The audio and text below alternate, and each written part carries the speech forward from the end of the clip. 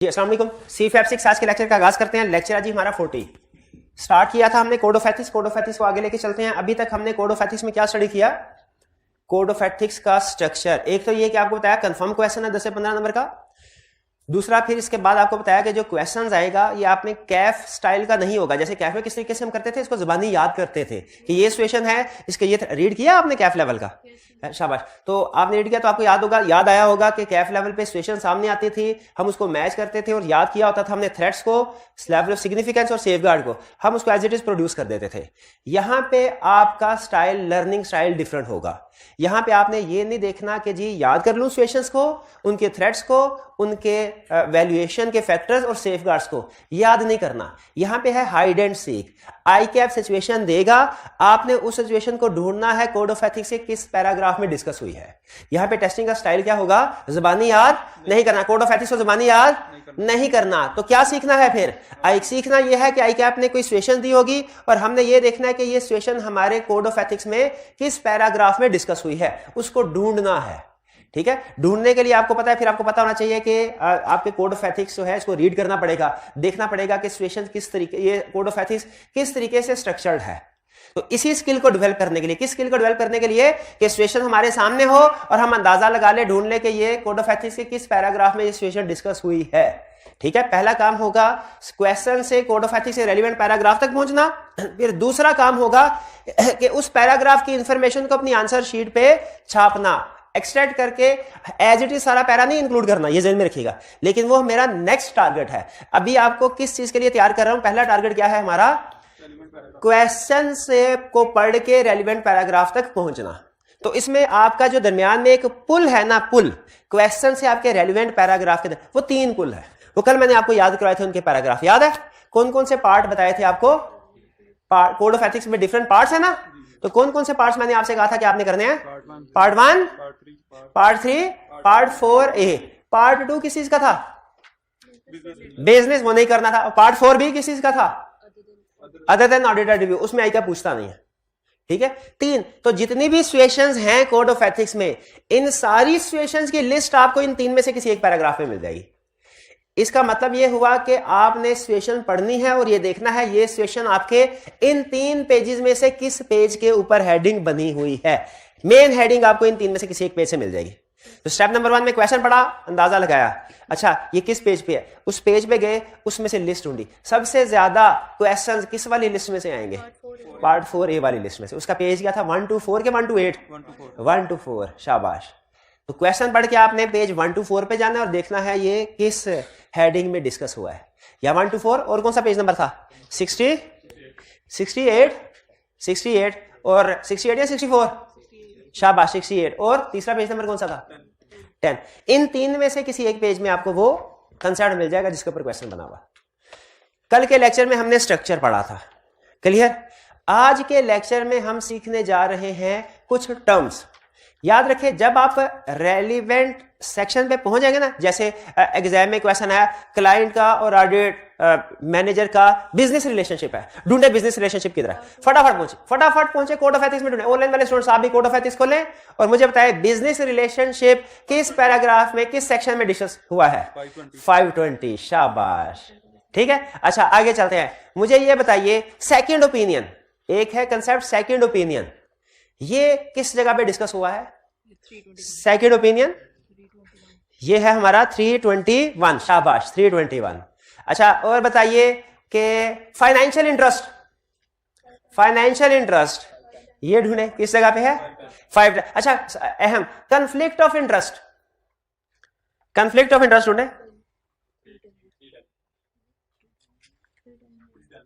310 में या 210 में? किधर है 310? हाँ, कंफ्लिक्ट ऑफ इंटरेस्ट, शाबाश। अच्छा ढूंढे किसी और जगह पे तो कंफ्लिक्ट ऑफ इंटरेस्ट नहीं है? 210 में भी है? हाँ भाईजान 210 में भी है, शाबाश।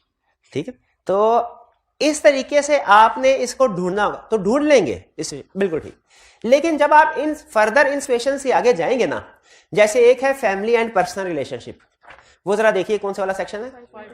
521। हाँ हमने आज पढ़ना भी है 521 फैमिली एंड पर्सनल, और एक है 510 फाइनेंशियल इंटरेस्ट। इन दोनों में से किसी भी एक सेक्शन में चले जाएं, चाहे 510 में या 521, राइट साइड वाले 510 में चले जाएं, लेफ्ट साइड वाले 521 पे चले जाएं, ठीक है। उन सेक्शन उनमें आप जाके देखेंगे एक सेक्शन के अंदर डिफरेंट पैराग्राफ्स हैं। देखिए क्या सिर्फ एक ही पैराग्राफ में सारी डिस्कशन है या डिफरेंट पैराग्राफ में? डिफरेंट पैराग्राफ है। ये डिफरेंट पैराग्राफ्स क्यों है? सुन लें, ये डिफरेंट पैराग्राफ्स इसलिए हैं कि एक हेडिंग, मेन हेडिंग है कि फैमिली एंड पर्सनल रिलेशनशिप्स, लेकिन जब आप 521 में जाएंगे इसके आगे डिफरेंट बहुत से पैराग्राफ नजर आएंगे, क्योंकि there are different types of relationship. उसने हर रिलेशनशिप को अलग डिस्कस किया, ब्रॉड कैटेगरी बना के। ये नहीं कि हर छोटे छोटे रिलेशनशिप को डिस्कस कर लिया, लेकिन ब्रॉड 3 तरह के उसने रिलेशनशिप्स बनाए हैं, जैसे इमीडिएट फैमिली मेंबर, जैसे क्लोज फैमिली मेंबर, जैसे क्लोज रिलेटिव, और हर रिलेशनशिप के लिहाज की डिस्कशन उसने अलग पैराग्राफ में की है। ये बात समझ आई?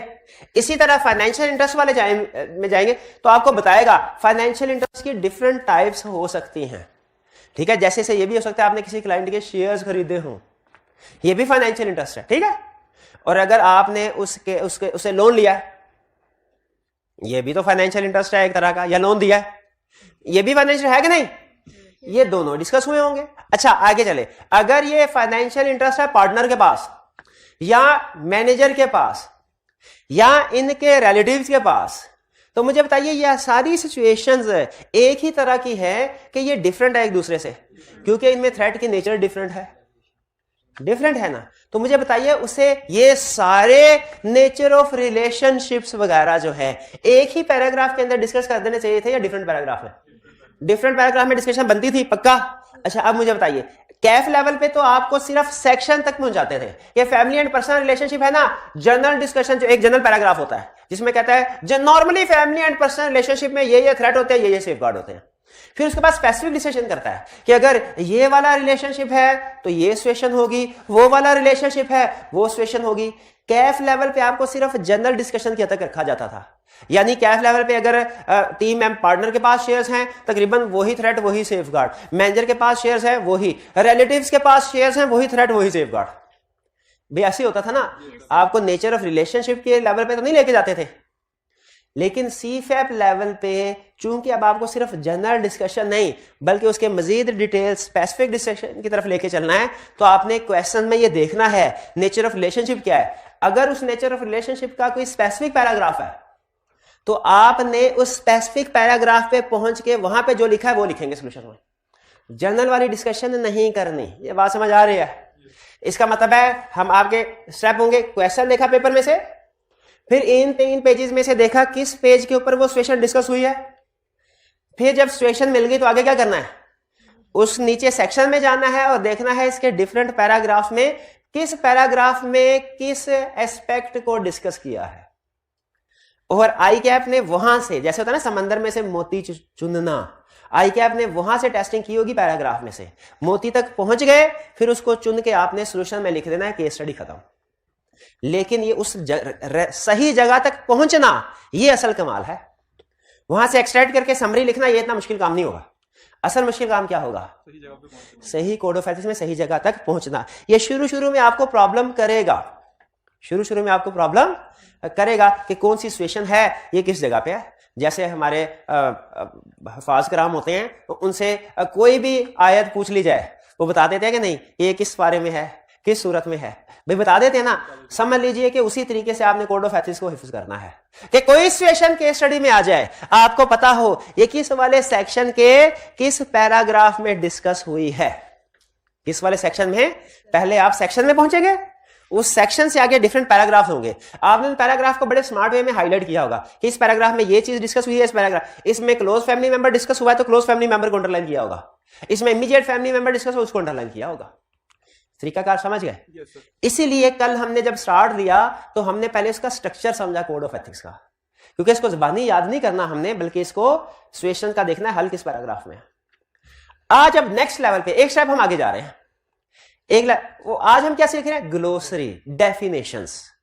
इसलिए कि डेफिनेशन को समझना जरूरी है कि केस टू केस डेफिनेशन में फर्क हमें पता होना चाहिए। जैसे अगर डिफरेंट पैराग्राफ होंगे ना, उसमें कहेगा अगर आपका audit client public interest entity है तो ये वाला पैराग्राफ होगा, फिर आगे लिखा होगा audit clients that are not public interest entity, तो ये वाला पैराग्राफ अप्लाई होगा। अब आपको पता तो होना चाहिए किस चीज का कि पब्लिक इंटरेस्ट एंटिटी कौन होता है। वो कहेगा टीम मेंबर है तो ये पैराग्राफ अप्लाई होगा अगर टीम मेंबर का फाइनेंशियल इंटरेस्ट है, अगर की ऑडिट पार्टनर का इंटरेस्ट है तो ये। अब आपको पता तो होना चाहिए क्या की ऑडिट पार्टनर। आज तक आप यही समझ रहे थे कि पार्टनर एक ही होता है क्लाइंट में, एक क्लाइंट में एक ही पार्टनर, यही समझ रहे थे ना? नहीं, एक नहीं होता क्या? एक टीम में एक पार्टनर नहीं होता। कोड ऑफ एथिक्स कहता है कि ऑडिट पार्टनर इंगेज पार्टनर तो होता ही है एंगेजमेंट, इसके अलावा और लोग को भी हम की ऑडिट पार्टनर कंसीडर कर सकते हैं। अब ये और लोग क्या हैं, जब तक आपको ये नहीं पता चलेगा आप रेलिवेंट पैराग्राफ पे नहीं पहुंच सकते। तो रेलिवेंट पैराग्राफ पे पहुंचने के लिए आपको कुछ अहम डेफिनेशन समझना जरूरी है जो कोड ऑफ एथिक्स ने सिखाई हुई हैं। जब तक ये डेफिनेशन का मतलब क्लियर नहीं होगा ना, सही पैराग्राफ पे आप नहीं पहुंच सकते। तो आज हमने क्या सीखना है? कल सीखा स्ट्रक्चर, आज क्या सीखना है? डेफिनेशंस। और ये डेफिनेशंस वो आपको एग्जाम क्वेश्चन में भी यूज करेगा। स्टार्ट करें जी। ये हैं आपके ओरिजिनल कोड ऑफ एथिक्स के एंड पे, ठीक है। जो ऑनलाइन वाले स्टूडेंट्स हैं उनके लिए तो चूंकि अपलोड कर दिया गया कोड ऑफ एथिक्स, आपने डाउनलोड करके वहां से देखना है। फिजिकल वाले स्टूडेंट्स आपको प्रिंट निकाल के दे दिए गए। क्लास में कोई ऐसा स्टूडेंट जिसके पास डेफिनेशन ना हो, ठीक है, बाकी का कोड ऑफ एथिक्स कल शेयर कर दिया था हमने, जो रेलिवेंट था हमारा। डेफिनेशन आज स्टार्ट करें जी। ये है डेफिनेशन। इसमें सिर्फ मैं अहम वाली डेफिनेशन के ऊपर आपको फोकस करवाऊंगा। एक्सेप्टेबल लेवल, फारग टाइम में ये भी पढ़ने बाकी की भी, लेकिन मैं जो केस स्टडी के पॉइंट ऑफ व्यू से अहम है, एग्जाम पॉइंट ऑफ व्यू से उनके ऊपर फोकस करवा रहा हूं। Appropriate reviewer, assurance client, assurance engagement, assurance team. Assurance team, अच्छा एक एश्योरेंस टीम, एक मिलती जुलती टर्म उसने बोली एंगेजमेंट टीम। एंगेजमेंट टीम में वो यही कहता है कि जूनियर है, सीनियर है, पार्टनर वगैरह है। एश्योरेंस टीम क्या है? कहते हैं all members of engagement team for the assurance engagement. Assurance engagement किसको कह रहा है? ऑडिट भी हो सकता है, रिव्यू भी हो सकता है, दूसरी एंगेजमेंट्स भी तो हो सकता है। ऑडिट एंड रिव्यू के अलावा भी तो अदर एश्योरेंस एंगेजमेंट्स होती हैं। एग्जांपल दे भाई। 3000 प्रोस्पेक्टिव फाइनेंशियल इंफॉर्मेशन। ऑल कहता है एश्योरेंस टीम में एंगेजमेंट टीम के लोग तो शामिल है ही, यानी पार्टनर है, मैनेजर है, senior team member, junior team member, और कौन है? All others with in A firm who can directly influence the outcome of assurance engagement. जो एंगेजमेंट के आउटकम को इन्फ्लुएंस कर सकते हैं वो भी एश्योरेंस टीम का हिस्सा है। जैसे दोज हु रिकमेंड। अब ये थोड़ा इररिलेवेंट है, इसमें जो अहम चीज है ना वो ये थर्ड वाला पॉइंट है। Those who provide quality control for the assurance engagement, including those who perform engagement quality control review for the assurance। इसका मतलब है जो क्वालिटी कंट्रोल रिव्यू कर रहे हैं लोग वो भी एंगेजमेंट टीम का हिस्सा होंगे। अब केस स्टडी में आपको यहां पे फंसाएगा, वो कहेगा इंटरेस्ट है तो सही, रिलेशन है तो सही, लेकिन एंगेजमेंट टीम का नहीं, क्वालिटी कंट्रोल रिव्यू में से किसी का टीम का। अब बताइए क्या क्वालिटी कंट्रोल रिव्यू भी हमारी एश्योरेंस टीम का हिस्सा है कि नहीं? इनको भी एथिकल रिक्वायरमेंट्स पूरी करनी है कि नहीं? बिल्कुल करनी है। और अगर ये इंडिपेंडेंट नहीं है तो कोई इशू है हमारे क्लाइंट पे? बिल्कुल। क्वालिटी कंट्रोल रिव्यूअर के पास शेयर्स हैं, ये सिचुएशन भी उतनी ही खतरनाक है जितनी के टीम मेंबर के पास शेयर्स होना। क्यों? क्योंकि उन्होंने रिव्यू करना है। अगर इनके ये इंडिपेंडेंट नहीं हो गए तो रिव्यू सही नहीं कर सकेंगे। क्लियर? तो एश्योरेंस टीम, इससे हमें सबसे अहम कंसेप्ट क्या पता चला कि क्वालिटी कंट्रोल रिव्यू वाली टीम भी हमारी एश्योरेंस टीम का हिस्सा होती है। इस पे भी कोई एथिकल वायलेशन इसे भी नहीं करने क्लाइंट के हवाले से। इसके पास भी शेयर नहीं होने चाहिए, इसके पास भी रिलेशनशिप नहीं होना, बिजनेस रिलेशनशिप नहीं होना चाहिए, फैमिली पर्सन रिलेशनशिप नहीं होना चाहिए, एम्प्लॉयमेंट रिलेशनशिप नहीं होना चाहिए। क्वालिटी कंट्रोल रिव्यूअर पे भी इक्वली अप्लाई होगा कोड। डन? आगे चलते हैं। ऑडिट की डेफिनेशन। अच्छा ये सबसे मुझे अजीब डेफिनेशन लगी जब पहली दफा मैंने इसको पढ़ा।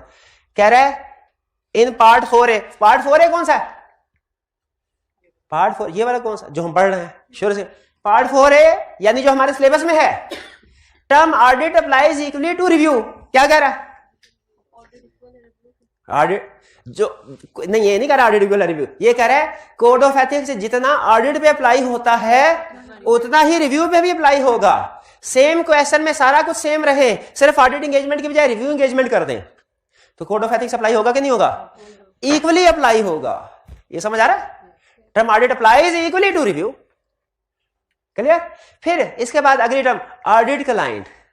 ठीक है, अब ऑडिट क्लाइंट में उसी तरह कह रहा है कि are entity in respect of which, अब इसमें जरा गौर से सुनिएगा, ये अब कैफ लेवल से, कैफ लेवल में क्या करता था, सिंपल कैफ लेवल में कभी उसने क्वालिटी कंट्रोल रिव्यू की बात नहीं की, सिर्फ टीम मेंबर की बात करता था। यहां पे सुनिए ऑडिट क्लाइंट की डेफिनेशन और हैरान होइए, an entity inspector which A firm conducts an audit engagement, तो सही है, उसी को कहते हैं ऑडिट क्लाइंट, जिसका ऑडिट कर रहे हो। क्या कह रहा है, जिसका ऑडिट कर रहे हैं वो ऑडिट क्लाइंट है, बिल्कुल ठीक है। आगे बात सुने, when client is a listed entity, गौर से सुन ले, गौर से, जब क्लाइंट लिस्टेड एंटिटी है, audit client will always include related entities, audit client में उसकी रिलेटेड एंटिटीज भी शामिल होंगी।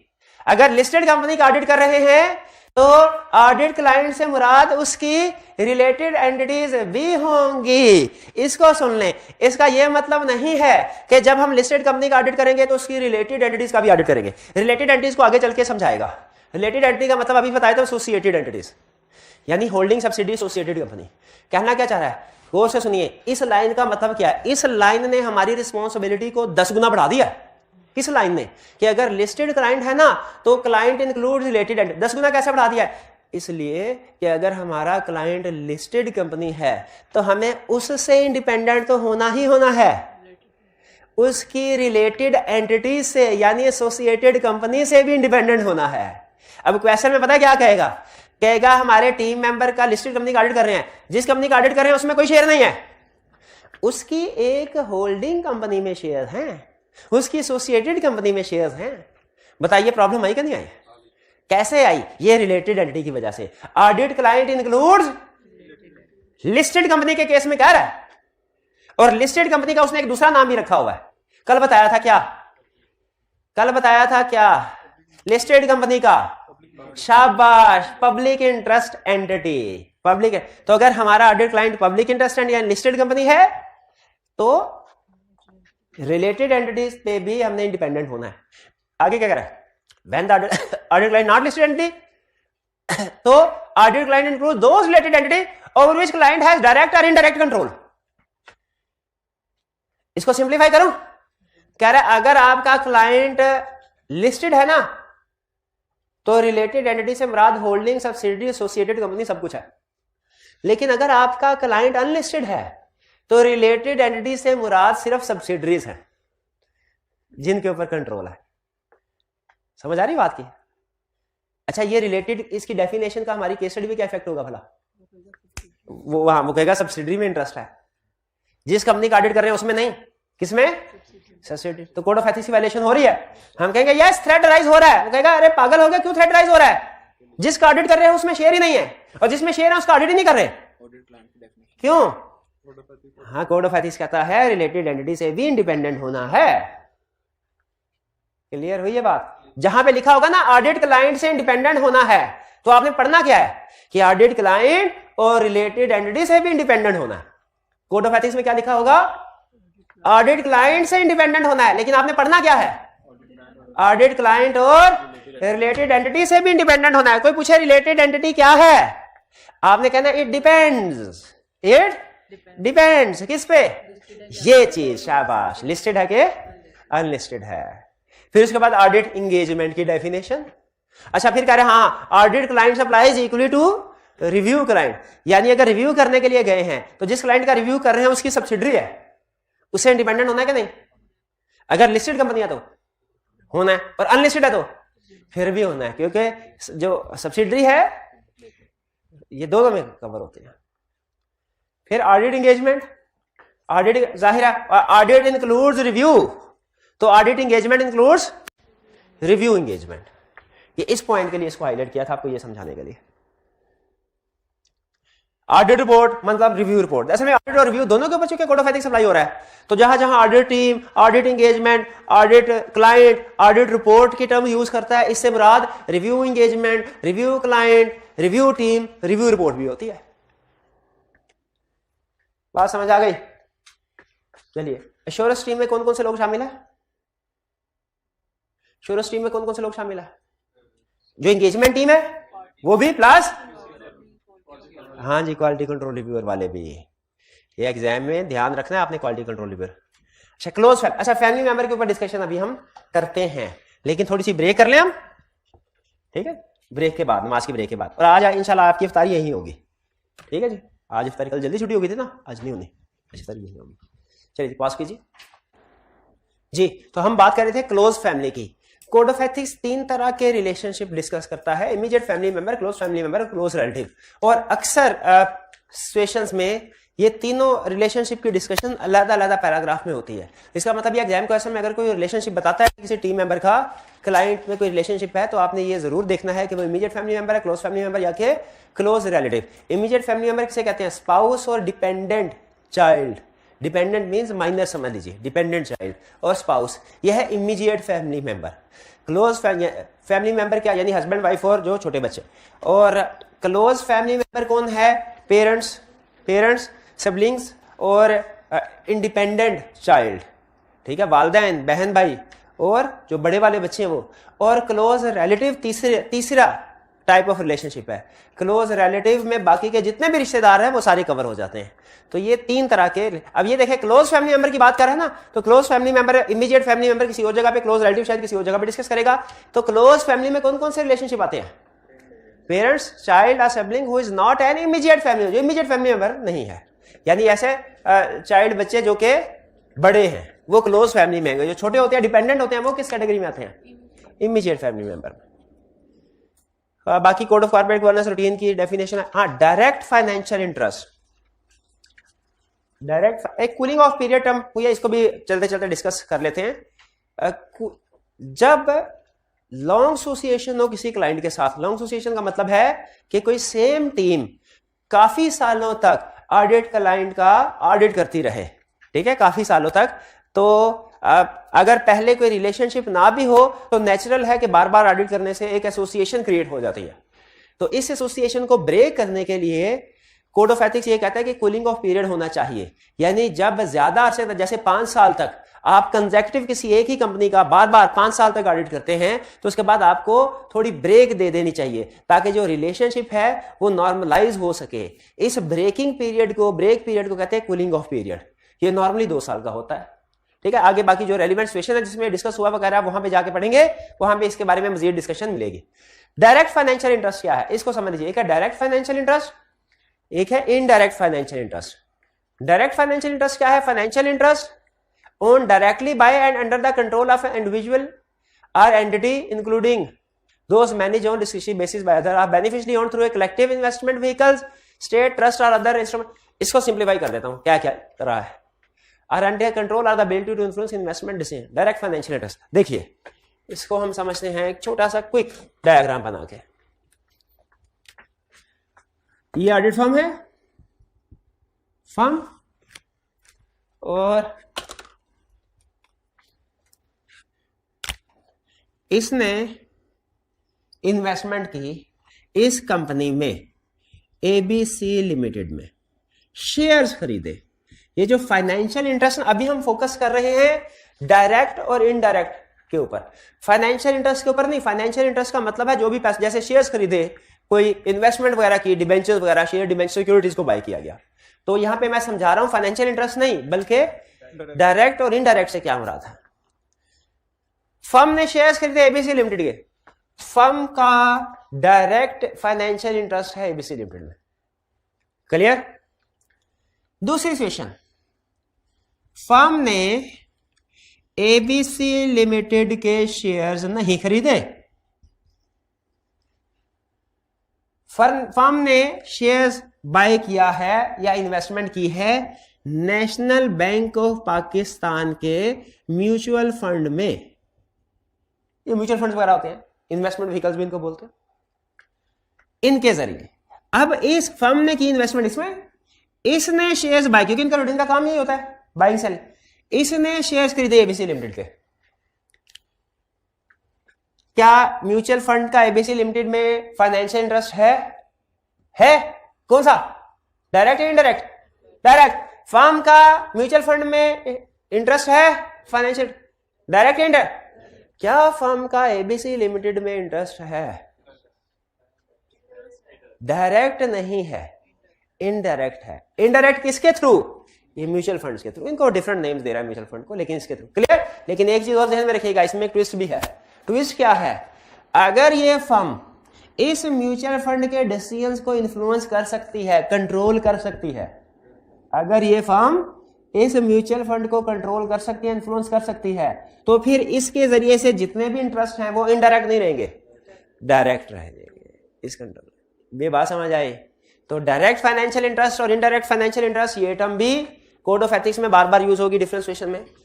आगे चलते हैं जी, आगे अब रूटीन वाली बातें हैं, आपने पढ़ लेनी है। हाँ, एंगेजमेंट पीरियड या ऑडिट एंड रिव्यू एंगेजमेंट्स में एंगेजमेंट पीरियड क्या होता है? रूल ये होता है कि ऑडिटर को एंगेजमेंट पीरियड के थ्रू इंडिपेंडेंट रहना है। अच्छा, अब ये ध्यान में रखिएगा, आपने शायद अगर लॉ पढ़ा होगा ना तो आपको पता होगा कि लॉ क्या कहता है कि ऑडिटर ने जो क्वालिफिकेशन डिस्क्वालिफिकेशन क्राइटेरिया मीट करना होता है ना, इंडिपेंडेंस क्राइटेरिया, वो कब से कब तक करना होता है यार? उसकी अपॉइंटमेंट होती है एक एजीएम से लेके till the end of next AGM तक। इस सारे अरसे में उसने इंडिपेंडेंट रहना, या वो जो क्राइटेरिया लॉ कहता है उसने मीट करना होता है। याद है कुछ केस स्टडी ऐसी भी कैफ लेवल पे थी जिसमें वो कहता था कि अभी ऑडिट शुरू नहीं किया लेकिन ये क्राइटेरिया ऊंच नीच हो गया, तो क्या मसला है? मसला। लेकिन यहां पे नोट कीजिए एंगेजमेंट पीरियड से क्या मुराद है कोड ऑफ एथिक्स की, क्योंकि यहां आगे चल के कहता है कि ऑडिटर ने, एंगेजमेंट टीम ने इंडिपेंडेंट रहना है क्लाइंट से किस अरसे में? एंगेजमेंट पीरियड में। तो एंगेजमेंट पीरियड क्या होता है पता चलेगा तो इंडिपेंडेंट रहेगी ना। कहता है एंगेजमेंट पीरियड, सुन ले, engagement period starts when audit team begins to perform that. अजीब बात, अपॉइंटमेंट से स्टार्ट नहीं किया उसने, नोट करें, अपॉइंटमेंट से उसने पीरियड स्टार्ट नहीं किया। कहां से स्टार्ट किया? Begin to perform the audit. Engagement period end when audit report is issued. ये नहीं कहा जब एजीएम होगी, क्या कहा? कहता है जब ऑडिट कर शुरू करोगे एंगेजमेंट पीरियड शुरू हो गया, जब ऑडिट खत्म करोगे रिपोर्ट भी खत्म होता है ना। कह रहा है अगर एंगेजमेंट रिकरिंग नेचर की है तो फिर ये पीरियड चलता ही रहेगा। और ये कब खत्म होगा? जब कोई एक पार्टी नोटिस देके कहती है भाईजान फारिग, आज से हमारे रास्ते अलग अलग। ठीक है, एंगेजमेंट पीरियड समझ आ गया? तो एंगेजमेंट पीरियड के दौरान हमने इंडिपेंडेंट रहना है, कोड ऑफ एथिक्स को पूरा करना है। अब ये कुछ डेफिनेशन है, रूटीन टिपिकल डेफिनेशन जो आप खुद से भी पढ़ सकते हैं। Engagement quality control review team existing. हाँ, फाइनेंशियल इंटरेस्ट। फाइनेंशियल इंटरेस्ट से क्या मुराद है? कह रहा है फाइनेंशियल इंटरेस्ट का मतलब इंटरेस्ट इन इक्विटी यानी शेयर्स खरीद लिए क्लाइंट के, और अदर सिक्योरिटी यानी डिबेंचर, लोन और other debt instrument of financial. यानी फाइनेंशियल इंटरेस्ट इंक्लूड शेयर्स भी, डिबेंचर्स भी, और लोन वगैरह लिया हो तो वो भी, including rights obligation to acquire such interest and derivative right. नहीं, आगे वो कुछ और टेक्निकल डिस्कशन कर रहा है, सिर्फ इतनी है कंसेप्ट हमारे लिए काफी है। फाइनेंशियल इंटरेस्ट का मतलब शेयर, डिबेंचर और लोन वगैरह भी होता है। फाइनेंशियल स्टेटमेंट रूटीन का concept, fundamental ethical principles routine का concept, historical finance, immediate family. अच्छा, ये इमीडिएट फैमिली बता दिया आपको, स्पाउस और डिपेंडेंट्स। डिपेंडेंट्स, अच्छा पहले डिपेंडेंट, पुराने कोड ऑफ एथिक्स में डिपेंडेंट चाइल्ड का वर्ड यूज किया करता था। अब कहता नहीं, बाजू का ऐसा होता है कि कोई चार्टर्ड अकाउंटेंट है तो उसका छोटा बहन भाई अगर है वो भी उसकी ज़ेरे कफालत हो सकता है, तो उसने डिपेंडेंट के साथ चाइल्ड का वर्ड यूज नहीं किया, इसलिए कि डिपेंडेंट चाइल्ड भी हो सकता है, कोई सिबलिंग भी डिपेंडेंट हो सकता है, तो वो किधर आएगा? इमीडिएट फैमिली मेंबर में। इंडिपेंडेंस है जी। इनडायरेक्ट फाइनेंशियल इंटरेस्ट मैंने समझा दिया। अच्छा, इंड्यूसमेंट है, ये भी पुराने कोड ऑफ एथिक्स में वर्ड इंड्यूसमेंट यूज नहीं हुआ था। डायरेक्ट इनडायरेक्ट तो क्लियर है ना। इंड्यूसमेंट की बजाय वर्ड यूज होता था gift and hospitality treatment, gifts वगैरह। अब उसने इस कंसेप्ट को थोड़ा वाइड कर दिया, कह रहा है सिर्फ गिफ्ट वगैरह के जरिए से ही क्लाइंट ऑडिटर से फेवर नहीं लेता, बल्कि और भी तरीके हो सकते हैं। ठीक है, जैसे फर्ज कीजिए कि ऑडिट फर्म ने गिफ्ट डायरेक्टली नहीं दिया, अब ये क्लाइंट ने पार्टनर को डायरेक्टली गिफ्ट नहीं दिया, बल्कि पार्टनर ने कोई एनजीओ स्टार्ट की है, उन्हें एनजीओ में डोनेशन दे दी, क्या ये भी इनडायरेक्टली पार्टनर को इन्फ्लुएंस करने की कोशिश नहीं है? नहीं, उसकी नीयत नहीं होती। नीयत कैसे आपने देखी मेरे भाई, मुझे बता ना, ये है कैसे पता चला नेक नीयत है? तरीका तो बता। अल्लाह पर्दे रखता है, तो पर्दे की बात तुझे कैसे पता चली? यही तो मैं पूछ रहा हूँ, जो नीयत पर्दे की बात है तो आपको कैसे पता चल गई मेरे भाई को? तो ये वो एग्जांपल दे रहा है, कह रहा है गिफ्ट, हॉस्पिटैलिटी, एंटरटेनमेंट, ये जो क्लाइंट आपको खाने खिलाता है ये भी एक इंड्यूसमेंट ही की टाइप है, बड़े बड़े होटल से। पॉलिटिकल और चैरिटेबल डोनेशन वगैरह देना, appeals to friendship and loyalty, employment और other commercial opportunities, employment opportunity या कोई दूसरी अपॉर्चुनिटीज के फायदा उठाएं आप, उनकी कोई मेंबरशिप प्रोग्राम चल रहा होगा कंपनी का, उसमें आपको भी वो फैसिलिटेट कर देते हैं, डिस्काउंट वाउचर वगैरह भी। बिल्कुल प्रेफरेंशियल ट्रीटमेंट राइट्स आर, यानी किसी भी तरीके से आपको लगे कि हमारे टीम को वो कोई वीआईपी प्रोटोकॉल दे रहे हैं किसी भी तरीके से, तो वो इंड्यूसमेंट में कवर हो जाएगा। ये इन्होंने बड़ा अच्छा किया, पहले सिर्फ गिफ्ट की हद तक डिस्कशन थी स्पेसिफिक, ये इंड्यूसमेंट का वर्ड वाइडर है गिफ्ट से। तो इंड्यूसमेंट से भी थ्रेट टू इंडिपेंडेंस है या नहीं? अच्छा, की ऑडिट पार्टनर ये किसे कहते हैं? गैस कीजिए, की ऑडिट पार्टनर किसे कहते होंगे? इंगेजमेंट पार्टनर को। यही कंसेप्ट वो टेस्ट करता है। फिर इसमें कह रहा है इंगेजमेंट पार्टनर तो है ही है, इसके अलावा क्वालिटी कंट्रोल रिव्यूअर भी तो है। अभी थोड़ी देर पहले नहीं पढ़ा था क्वालिटी कंट्रोल रिव्यू का? तो जो कह रहा है जहां मैं कह दूं ना कि की ऑडिट पार्टनर के लिए ये चीज मना है, तो वो इंगेजमेंट पार्टनर के लिए तो मना है ही है, और किस लिए? क्वालिटी कंट्रोल रिव्यूअर के लिए भी मना है। और एक और पार्टनर, वो भी की ऑडिट पार्टनर में कवर होता है। वो कौन है? Other partner on the engagement who make key decision और judgements of significant with respect to audit of financial statement on which firm will express opinion. जैसे मिसाल दे रहा है, कह रहा है गैस कीजिए, एक कंसोलिडेटेड फाइनेंशियल स्टेटमेंट्स का आप ऑडिट कर रहे हैं, तो जो फर्म कंसोलिडेटेड फाइनेंशियल स्टेटमेंट का ऑडिट कर रही है उसका पार्टनर, एंगेजमेंट पार्टनर क्या है? की ऑडिट पार्टनर। उसका क्वालिटी कंट्रोल रिव्यू हो रहा है, तो जो क्वालिटी कंट्रोल रिव्यू कर रहा है वो भी, अच्छा हालांकि क्वालिटी कंट्रोल रिव्यू करने वाला चाहे सीनियर मैनेजर क्यों ना हो, वो इस डेफिनेशन में आ गया। लाजमी नहीं क्वालिटी कंट्रोल रिव्यू कोई पार्टनर ही करे। कोड ऑफ एथिक्स ने ये लाजमी नहीं करार दिया, उसने कहा उसके पास इतना नॉलेज स्किल होनी चाहिए। बाज़ औक़ात कोई सीनियर मैनेजर भी पार्टनर से ज्यादा लेवल के होते हैं, नहीं, और बाज़ औक़ात कोई पार्टनर भी मैनेजर। चलिए, तो यहां पे वो देखें कि यार पार्टनर में क्वालिटी एंगेजमेंट, क्वालिटी, उसने ये नहीं लिखा पार्टनर रिस्पॉन्सिबल फॉर क्वालिटी, क्या लिखा? Individual responsible for quality control. और फिर कहता है कंसोलिडेटेड फाइनेंशियल स्टेटमेंट में अगर कोई बड़ी सब्सिडरी है, उस सब्सिडरी का ऑडिट किसी और पर्सन ने किया, पार्टनर ने किया, तो क्या वो भी आपकी कंसोलिडेटेड फाइनेंशियल स्टेटमेंट का हिस्सा बन रहे हैं? या कोई सिग्निफिकेंट कंपोनेंट है, उसके रिजल्ट्स इंक्लूड हो रहे हैं? आया 600 याद है? तो जिस पर्सन ने वो सिग्निफिकेंट कंपोनेंट को ऑडिट किया है वो भी की ऑडिट पार्टनर की डेफिनेशन में शामिल है। तो की ऑडिट पार्टनर की डेफिनेशन में भाईजान सिर्फ एंगेजमेंट पार्टनर शामिल है, क्वालिटी कंट्रोल रिव्यूअर भी है, और ऐसा पर्सन जिसने फाइनेंशियल स्टेटमेंट्स के मेजर पोर्शन के ऊपर सिग्निफिकेंट डिसीजन किए हों वो भी। ठीक है, फिर मे की डेफिनेशन है, ये इंटरेस्टिंग डेफिनेशन है, पढ़ लीजिएगा। कह रहा है मे का मतलब यहां पे हम इस्तेमाल करते हैं पॉसिबिलिटी नहीं है बल्कि परमिशन है। इंग्लिश में पढ़ते हैं ना, मे का मतलब हो भी सकता है, नहीं हो सकता है, एक परमिशन के लिए भी यूज होता है, एक पॉसिबिलिटी को शो करने के लिए भी। हाँ जी, नेटवर्क फर्म, हाँ नेटवर्क और नेटवर्क फर्म, उस तरफ की बात करें क्लाइंट की तरफ की, तो क्या हमें सिर्फ क्लाइंट से इंडिपेंडेंट होना है? हाँ, क्या सिर्फ क्लाइंट? किससे? रिलेटेड एंटिटी से भी।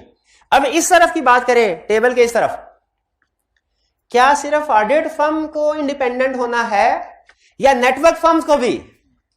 जिस तरह क्लाइंट की एसोसिएटेड कंपनीज होती हैं, ऑडिट फर्म की भी तो नेटवर्क फर्म्स होती हैं, होती है कि नहीं होती? रियाज अहमद की नेटवर्क फर्म कौन है? नेक्सिया। शाबाश। जिनके साथ रिलेशन होते हैं। नहीं, नेटवर्क फर्म से क्या मुराद है? जैसे हमारी फर्म होती थी तो उसकी थी पीडब्ल्यूसी, इसी तरह एफिलिएशन, वही तो एफिलिएशन। अच्छा एक चीज सुन लें, पाकिस्तान में जैसे आप कौन सी फर्म बता रहे हैं?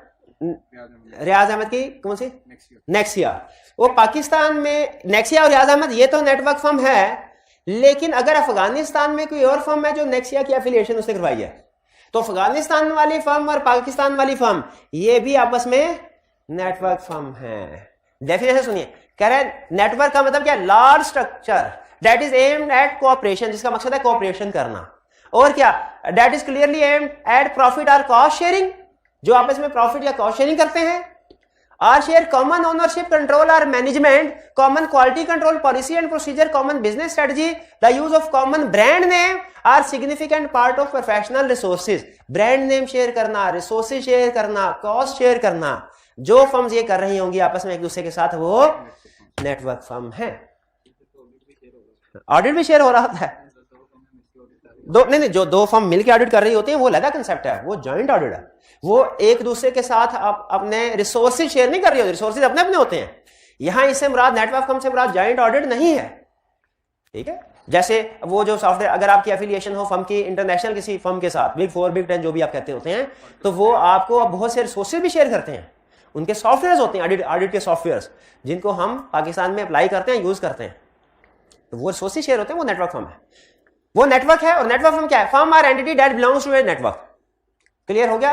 अब केस स्टडी में अगर वो आपसे ये कह देना कि क्लाइंट किसी और का, फर्म कोई और कर रही है, हम सिर्फ नेटवर्क फर्म है, कोई इस तरह की इंफॉर्मेशन दे देगा, रिसोर्स शेयर करते हैं सिर्फ, क्वालिटी कंट्रोल पॉलिसी शेयर करते हैं सिर्फ, तो इससे पता चल जाएगा आपको नेटवर्क फर्म है। ये नेटवर्क फर्म की डेफिनेशन ध्यान से याद कीजिएगा, ये सारी इनमें से कोई भी आपको एग्जाम में टेस्ट कर सकता है। नेटवर्क फर्म है तो बताइए वो जो कोड ऑफ एथिक्स उस फर्म पे हमारा क्लाइंट ही नहीं है, क्या फिर भी हमारे लिए इस कोड ऑफ एथिक्स की रिक्वायरमेंट्स को पूरा करना जरूरी होगा?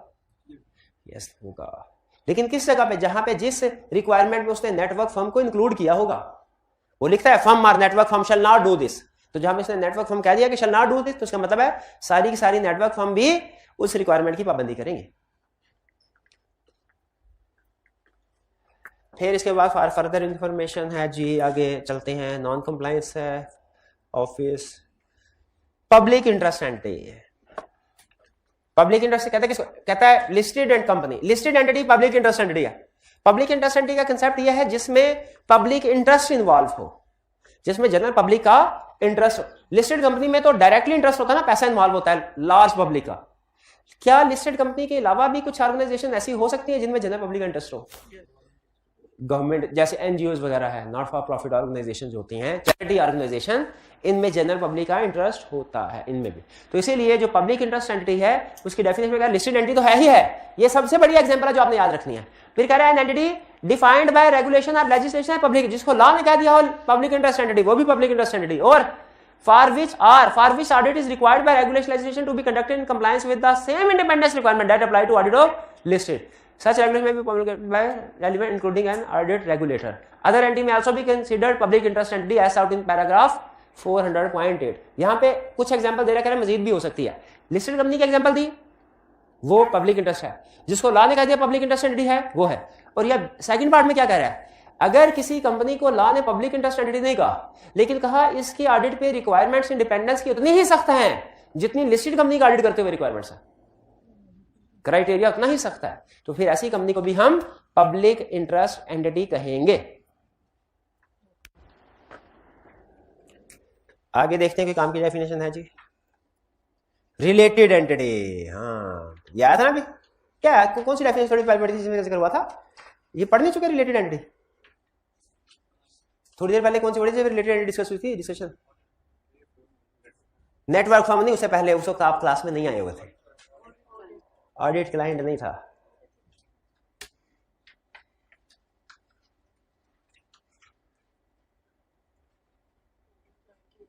अच्छा किसी डेफिनेशन के अंदर से ये टर्म यूज की थी तो हाँ उसमें हाँ रिलेटेड एंटिटी, ऑडिट क्लाइंट के अंदर ये रिलेटेड एंटिटी उसने टर्म यूज की थी, तो मैंने आपको बता दिया था कि इससे क्या मुराद है रिलेटेड एंटिटी से। यहाँ पे वो अब आपको वन बाय वन एक्सप्लेन कर रहा है, ये डेफिनेशन भी है, मैं ये भी आपने ध्यान से पढ़नी है। Entity following relationship, an entity has direct control है, कंट्रोल का मतलब क्या है? होल्डिंग और मटेरियल है। Entity with direct financial interest in that if the entity has significant influence, influence किसको इंडिकेट करता है? एसोसिएटेड कंपनी को, ठीक है। और उसके आगे ये सारी डेफिनेशन आप पढ़ लेनी है आपने, ठीक है। इसमें कुछ मजीद एग्जांपल भी दे रहे हैं। हाँ अंडर कॉमन मैनेजमेंट और कंट्रोल, ये जब मिल मिला के आप देखेंगे ना तो ये होल्डिंग सब्सिडी और एसोसिएटेड कंपनी से की बात कर रहा है सारी। रिव्यू क्लाइंट सेफगार्ड थ्रेट्स, बस ये हमारी है कुछ अहम डेफिनेशन जो हमने पढ़ी। तो कुछ समझ आई आपको? अब इनकी असल समझ आएगी जब आप केस स्टडी के अंदर इन क्वेश्चंस को अटेम्प्ट कर रहे होंगे, ठीक। तो अभी तक हमने कोड ऑफ एथिक्स में क्या सीखा?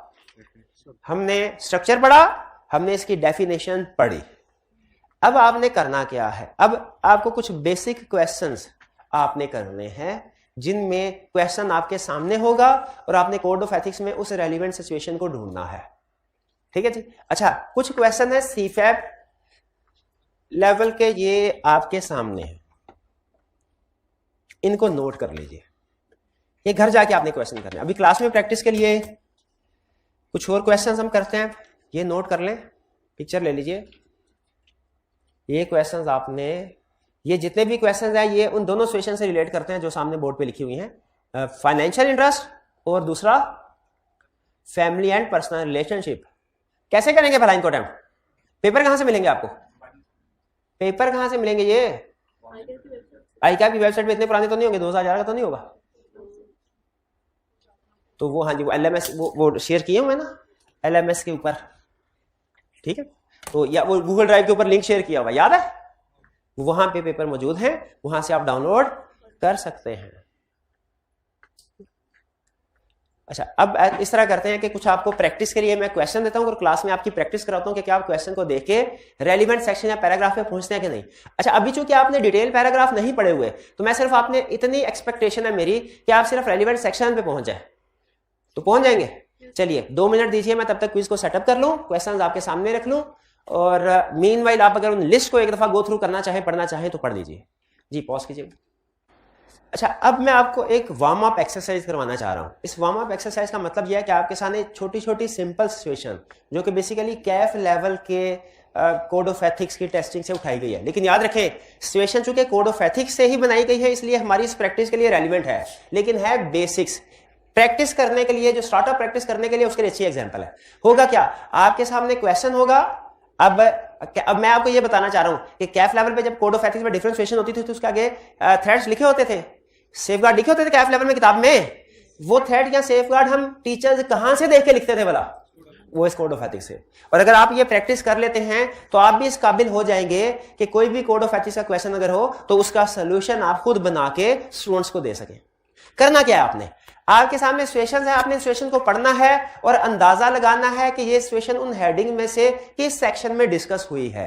ठीक है, समटाइम्स सेक्शन देख के ही फौरन पता चल जाएगा आपको कि ये इसमें डिस्कशन हुई है। समटाइम हो सकता है आपको उस सेक्शन के अंदर जाके रीड करना पड़े कंफर्म करने के लिए कि क्या वाकई ही ये उसी जगह पे डिस्कशन हुई है कि नहीं। जैसे एक छोटी सी एग्जांपल देता हूं, अगर कोई फाइनेंशियल इंटरेस्ट का क्वेश्चन आता है, फैमिली एंड पर्सनल रिलेशनशिप का क्वेश्चन आता है, आप फौरन सेक्शन पिक कर लेंगे।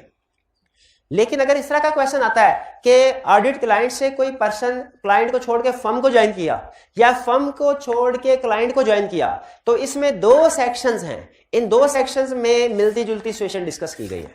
तो ये आपको खुद से फिर इनके अंदर जाके पैराग्राफ को, इनकी हेडिंग्स को पढ़ के डिसाइड करना होगा कि ये सिचुएशन किससे रिलेट करती है। जैसे एक है 522 और एक है 524, ये 2 सेक्शन है। 522 कौन सा है?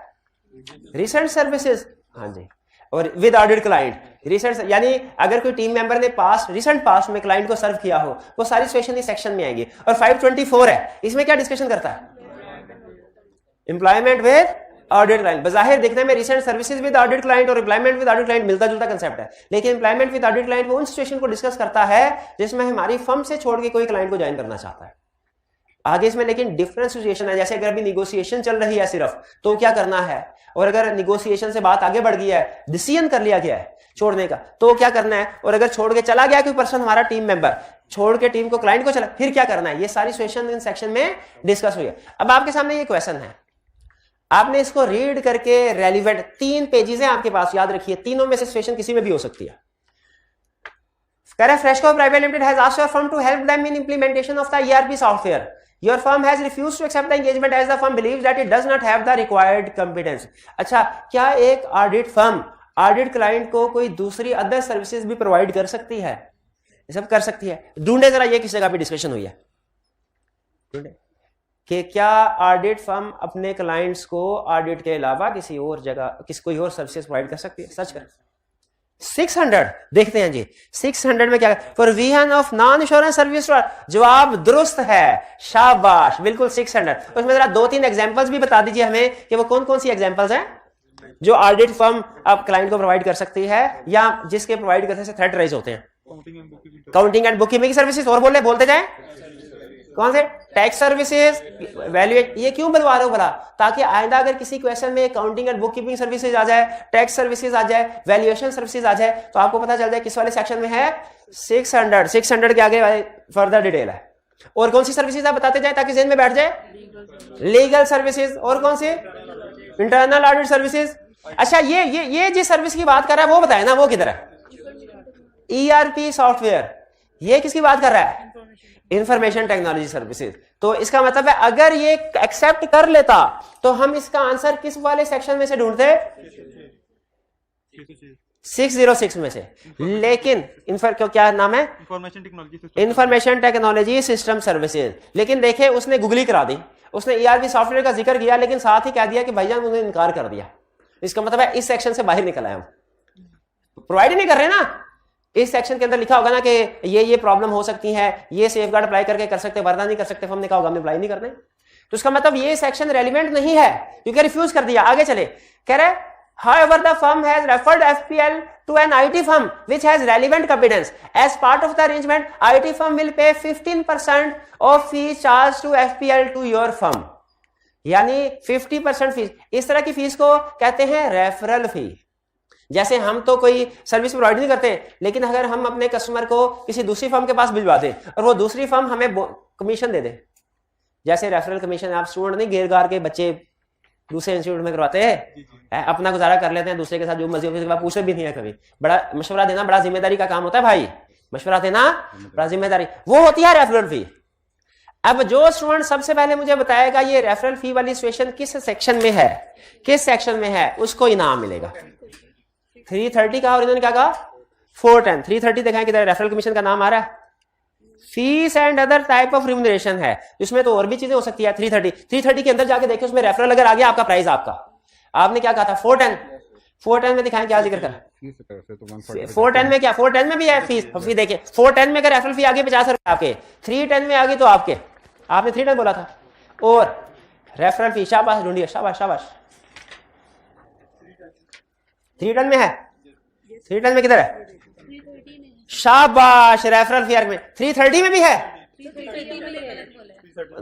330 में 330 में किधर है रेफरल, हाँ तो वो ठीक है, उनको मिल गया ना, इनका भी है, नहीं इसे कौन सा बोला था 410 में है रेफरल, नहीं है, शाबाश, चले कोई बात नहीं, अब आगे तैयार हो जाए।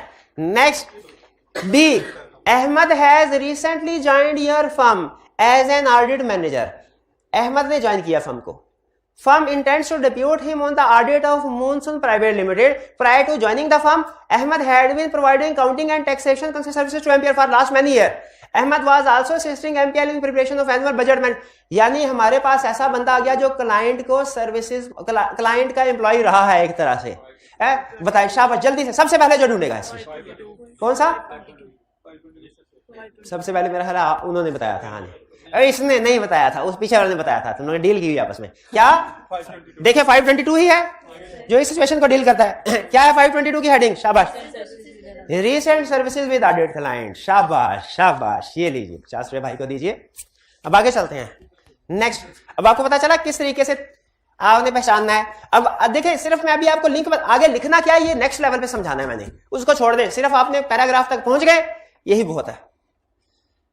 अच्छा, अब एक इधर एक सीफैब का भी क्वेश्चन था, चलिए ये है जी। अब मैं जो आपको सेशन कहूंगा, engagement partner on the audit of XYZ Limited has been its engagement partner for past 6 years. 540 है, शाबाश, किधर है, मैं चेक करा, लॉन्ग से में सिचुएशन कवर होती है। अच्छा चले शाबाश, आगे चलते हैं। अच्छा अब मैं थोड़ा सोच के सेशन देता हूं।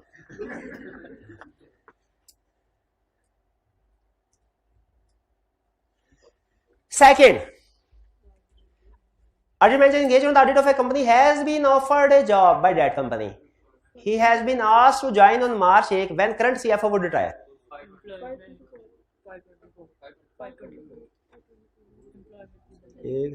जी अच्छा 524 के अंदर भी डिफरेंशिएशन हो सकती है। आप आगे पैराग्राफ में उनके दे, ये 1 2 3 4 5 स्टूडेंट्स हैं जिन्होंने 524 पे पहुंच गए थे। इस स्पेसिफिक सिचुएशन के लिए कौन सा है, क्योंकि हो सकता है निगोशिएशन चल रही है, हो सकता है शिफ्ट हो गए हो, ये कौन सा है 524 था। हाँ देखते हैं,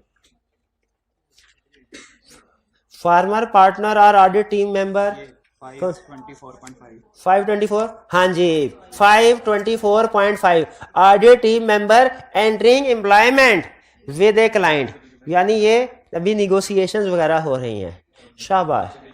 अच्छा इसमें देखें क्या क्या सिर्फ उस फर्म को कवर कर रहा है कि नेटवर्क फर्म को भी कवर करता है इस रिक्वायरमेंट में? नेटवर्क फर्म को भी कवर करता है। शाबाश भाई, आपका प्राइस। आगे चलते हैं।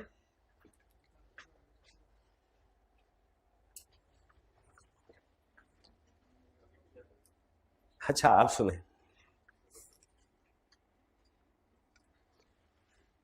वन ऑफ हिज फ्रेंड, कोई सलाहुद्दीन है, who is the owner of advertising agency, has offered to provide significant discount for publicity of his new practice. ये बताइए, इंड्यूसमेंट उस वक्त होती है जब क्लाइंट ऑडिट फर्म को इंड्यूस करता है। इसमें क्लाइंट इंड्यूस नहीं कर रहा, इसमें आपने जो स्किप कर गए ना, पिक नहीं कर सके, वो ये है फोकस डिस्काउंट के ऊपर आपने कर लिया। हालांकि फोकस है कि ऑडिटर का कोई दोस्त उसे कह रहा है तुम मुझे बताओ, मैं तुम्हारी एडवर्टाइजमेंट करता हूं। 521 ओ भाई, वो फैमिली, वो उसका दोस्त जो है 520 वो क्या ऑडिट फर्म है? ऑडिट नहीं करा, क्वेश्चन को गौर से पढ़े। कह रहे हैं ऑडिटर का दोस्त है, ऑडिटर का ऑडिट क्लाइंट नहीं है। फाइनेंशियल, आप सारे गलत साइड पे जा रहे हैं। आप सारे एज्यूम कर रहे हैं कि ये जो फ्रेंड एडवर्टाइजिंग एजेंसी का दोस्त है ना, ये इसका ऑडिट क्लाइंट है। इसका ऑडिट क्लाइंट नहीं है, ये कोड ऑफ एथिक्स में नहीं है।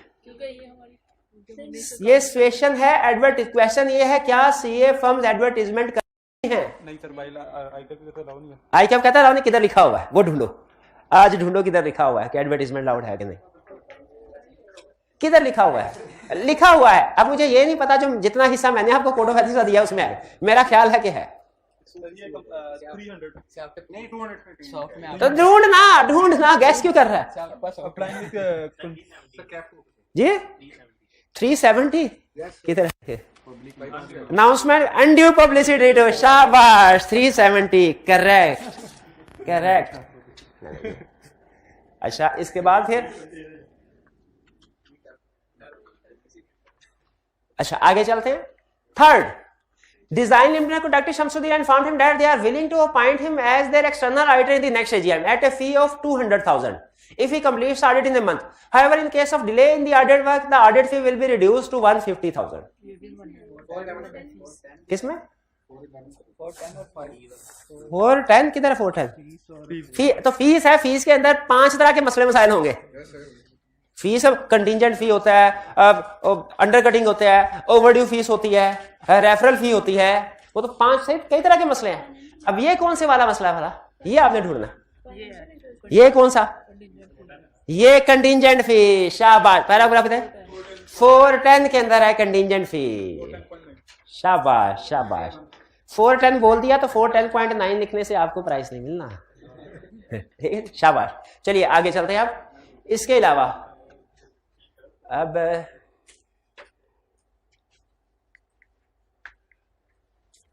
ठीक है, और ढूंढते हैं क्वेश्चंस। चलिए 14 का पार्ट बी। अब इसमें रेलिवेंट मुझे पैराग्राफ चाहिए। Nasir is the audit manager on the audit of Diamond Limited for the year ended 30 June. Nasir has informed that his father owns 10,000 shares in DL.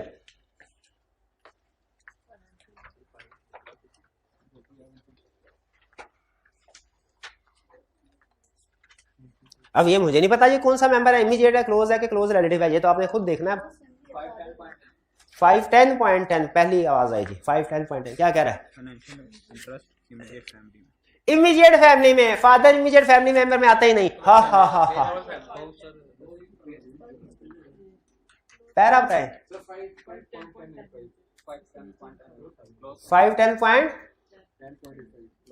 510.10 कहा उन्होंने? 510.10A5 कहा इन्होंने। किधर है? Close family. A self if knows that a close family member has a direct financial interest है। Yes sir, उसके shares वहां पे ओन डायरेक्ट है, इनडायरेक्ट है, गलत। और डायरेक्ट शेयर है कंपनी में फादर, लेकिन वो इनडायरेक्ट है through mutual funds. Overall direct नहीं करा दे। 2 स्टूडेंट रह गए, आप और आप जस्टिफाई करवाएं। कौन सा नहीं, इन्होंने कुछ कर दिया वैसे डर के। आप बताएं जी। हाँ डायरेक्ट है बिल्कुल डायरेक्ट, उसने इनडायरेक्ट कह दिया था, ये डायरेक्ट है क्वेश्चन है ना। तो सर ये 510.10 हाँ बिल्कुल क्लोज फ्रेंड, यही तो था। इसने गलती सिर्फ ये की कि डायरेक्ट फाइनेंशियल इंटरेस्ट था ये, इसको इनडायरेक्ट बोल दिया। इसका डायरेक्ट इनडायरेक्ट का कंसेप्ट ये है कि अगर खुद टीम मेंबर के पास होंगे तो डायरेक्ट होंगे, किसी रिलेटिव के पास है तो इनडायरेक्ट होंगे, ये गलत है। वो है कि आपके पास जो शेयर्स है या आपके रिलेटिव के पास, वो डायरेक्टली उस क्लाइंट के हैं या दरमियानी किसी दूसरे क्लाइंट के थ्रू उस क्लाइंट के शेयर्स है। समझ आ रही बात के? डायरेक्ट इनडायरेक्ट का मतलब वो है। किसमें? इसमें दोनों कवर होते हैं। किसमें? हाँ जी, डिपेंड करता है उसकी सिग्निफिकेंस के ऊपर। लेकिन ये क्लोज फैमिली वाली है ना 510, इमीडिएट वाली थोड़ी है। इमीडिएट वाली वैसे कौन सी है? हाँ ऊपर देखा, ये तो सही पढ़ा है ना, मैंने आपको बताया था। इमीडिएट फैमिली मेंबर के ऊपर डिफरेंट पैराग्राफ एप्लीकेबल होते हैं, क्लोज फैमिली मेंबर के ऊपर डिफरेंट पैराग्राफ एप्लीकेबल होते हैं। कोई बात नहीं, अब सुने, नहीं ये आप पहचान लेंगे फौरी। हाँ बी 15 का B, ABC leasing company has a lease portfolio 500 million. Atif, the audit manager on ABC, has obtained a lease finance amounting to rupees 800,000 from ABC. Lease finance company से लीज पे वैल्यूएशन सर्विसेज कहां से आ गई? Client को valuation, हम उसकी lease की valuation कर रहे हैं हम क्या? और लीज पे चीजें नहीं है हमने।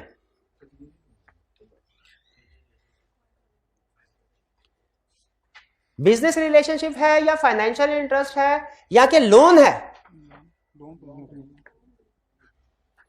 मैं अगर होता आपकी जगह पे, मैं तो 511 पे जाता, लोन्स एंड गारंटीज पे। लोन नहीं है, बिजनेस रिलेशनशिप। ठीक है, मैं तो वैसे अपने ओपिनियन बता रहा हूं, आगे आपने फैसला करना। पैराग्राफ बताइए ढूंढ के जी, ऑनलाइन वाले स्टूडेंट्स आप लोग भी ढूंढिए। ट्रिकी सिचुएशन हो गई है, गंभीरता बढ़ती जा रही है।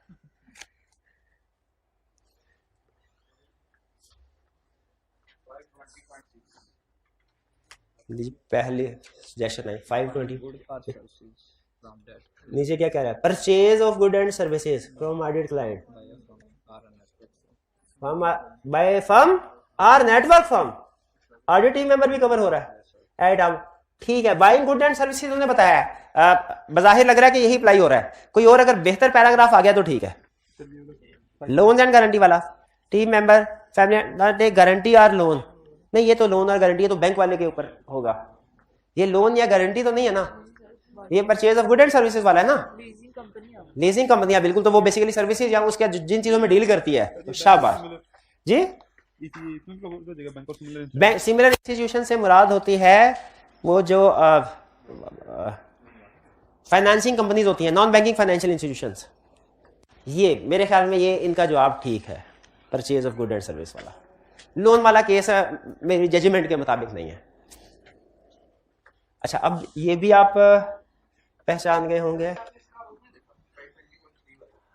520.3 वाला, बिजनेस रिलेशनशिप की बात कर रहा है। हाँ इसमें वो, लेकिन मेरा ख्याल बिजनेस रिलेशनशिप से मुराद ये होता है कि जब दोनों पार्टी मिलकर कोई बिजनेस कर रही हो, जॉइंट वेंचर की बात कर रहे हैं।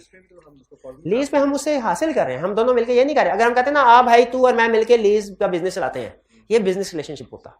उसकी इंटरप्रिटेशन में पढ़ना, एक्सप्लेनेशन में पढ़ना, उसने क्लियर किया होगा। हाँ कॉमन फाइनेंशियल, ये इनका कॉमन फाइनेंशियल इंटरेस्ट तो नहीं है जो बिजनेस रिलेशनशिप में कॉमन फाइनेंशियल इंटरेस्ट। अच्छा यहाँ पे हाँ ये बी 16 का B, you are the manager on the audit of Orbit textile client has requested you to send 2 staff members on secondment for 3 months to assist. ये कौन सा टेम्परेरी पर्सोनल 525, ये बड़े पहुंचे हो कैसे? ये सब पढ़ा बताना क्या? अच्छा टेम्परेरी, हाँ क्योंकि सेकेंडमेंट का वर्ड यूज नहीं हुआ, टेम्परेरी स्टाफ सर्विसेज का यूज हुआ है। शाबाश शाबाश यार। अच्छा चलें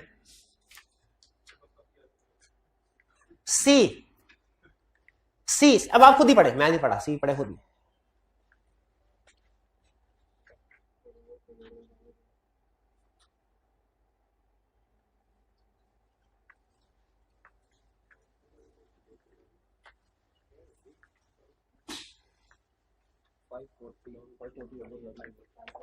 फाइव 40 किधर है? पैराग्राफ बताओ ना आगे 540 का। ये ऑडिट क्लाइंट है, लिस्टेड है क्या? लिस्टेड है, पब्लिक इंटरेस्ट एंटिटी है, नहीं चले अब अभी नहीं, अभी इतना बढ़ाया नहीं ना, अभी तो सिर्फ सेक्शन ही की बात हुई थी, डिटेल पैराग्राफ की बात नहीं हुई थी। शाबाश, ये लीजिए, सही बताया। फिर इसके बाद एक और, चले जी एक और आ जाए।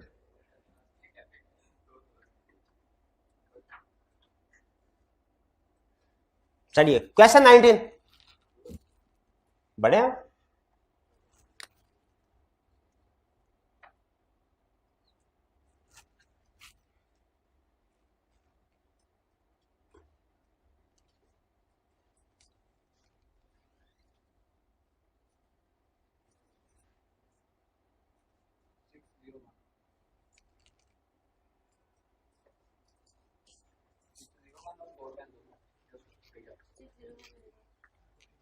आपने कहा 601 और 410 दोनों। 410 कौन, 601 कौन सा है? अच्छा 410 फीस का कहां से मसला आ गया? कंटिजेंट की बात कहां कर रहा है फीस में? वो तो म्यूचुअली एग्री की बात कर रहा है। आपका क्या ख्याल है, ये कौन सा है? आपने बोला 601, और कोई साथ मिलाया आपने? नहीं मिलाया, मिलाना है आपने?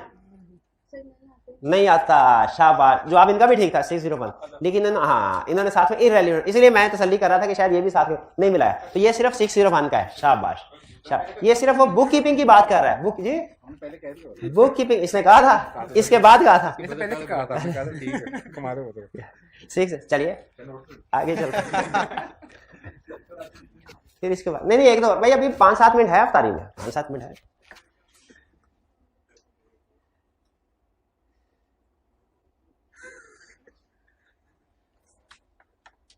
सिक्स का 2 पैराग्राफ,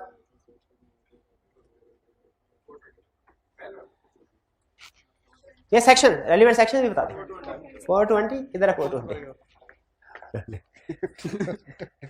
ये हॉस्पिटैलिटी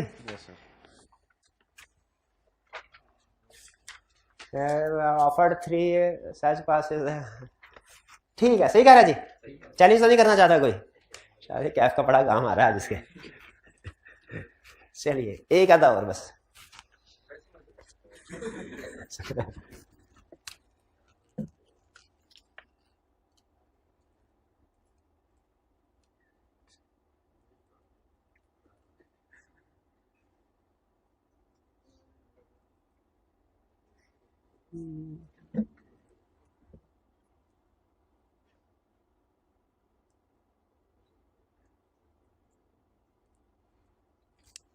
फोर, 6 का 4,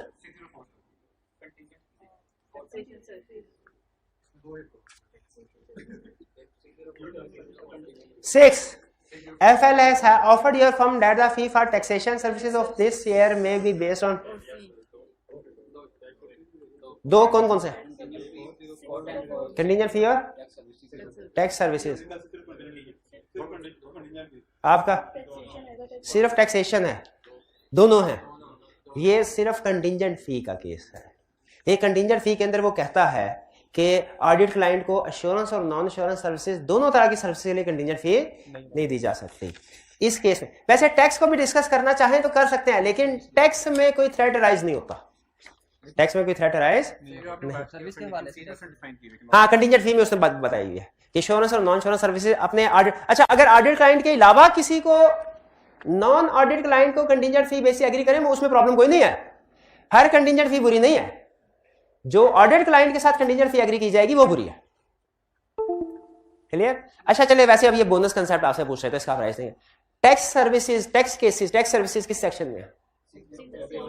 604 में। शायद अब ये जिस तरीके से अभी आपने क्लास में प्रैक्टिस की है ना, इसी तरीके से आपने प्रैक्टिस करनी होगी। ये आपका जो ट्रांजिशनल है ये सेट हो गई है। क्वेश्चन से रेलिवेंट कोड ऑफ एथिक्स से सेक्शन पे जाना, और सेक्शन से आगे बाजू का पैराग्राफ पे जाना। अब देखिए, क्वेश्चन से सेक्शन के ऊपर आप पहुंच गए हैं, अब एक स्टेप आगे जाना है मजीद, वो क्या? सेक्शन से आगे पैराग्राफ। लेकिन उसके लिए जरूरी है कि आप ये पैराग्राफ पढ़ें, आप ये पैराग्राफ पढ़ें। मैं अगर आपको पैराग्राफ पढ़ाऊंगा ना, उसमें बड़ा टाइम लग जाएगा, तो आपने खुद ये पैराग्राफ पढ़ने हैं। तो आपकी होम असाइनमेंट क्या है कि आपने ये दो सेक्शन 510 और 521, इनके पूरे सेक्शन, पूरे पैराग्राफ पढ़ने हैं। जो चीज आपको अहम लगे, जो अहम चीजें क्या होगी? थ्रेट, अहम चीज क्या होगी, factors of evaluation of threat. अहम चीज क्या होगी, सेफगार्ड्स। और सेफगार्ड में पूरी पूरी लाइन को अंडरलाइन ना हाईलाइट ना कर दें, सिर्फ कीवर्ड रीस्ट्रक्चर, रिमूव, सिर्फ इतना लफ्ज हाईलाइट भी कर दें तो आपको पता चल जाएगा रिमूव के आगे किसको रिमूव करना होता है। ठीक है, कोशिश करें मिनिमम वर्ड्स हाईलाइट हो। तो आज की होम असाइनमेंट क्या है आपकी, इन दोनों को इंक्लूडिंग पैराग्राफ, ताकि इन सेक्शन के अंदर किसी भी पैराग्राफ में से केस स्टडी बनाए, आप पढ़ लें। और जब आप ये रीडिंग कर लें, कब, जब आप ये रीडिंग कर लें, फिर से बोले कब, जब ये रीडिंग कर, तो जो तस्वीर क्वेश्चन वाली खिंचवाई है ना आपने, वो क्वेश्चन तब करने हैं, क्योंकि वो जो सीफैब लेवल के क्वेश्चन है ना वो पैराग्राफ लेवल पे है। कैफ लेवल के क्वेश्चन कहां थे, सेक्शन, ये किधर है। तो नेक्स्ट लेक्चर में मैं पैराग्राफ लेवल पे क्वेश्चन ढूंढ के आऊंगा और वो आपसे पूछूंगा बताओ ये किस पैराग्राफ में है और वो किस पैराग्राफ में है। तैयार है जी, पैसे लेंगे इंशाल्लाह, बेफिक्र रहें, पैसे ही लेंगे। चलिए कोई क्वेश्चन पूछना चाहते हो तो पूछ लीजिए। नहीं चलिए आज का लेक्चर यहाँ पे खत्म करते हैं। अल्लाह हाफिज।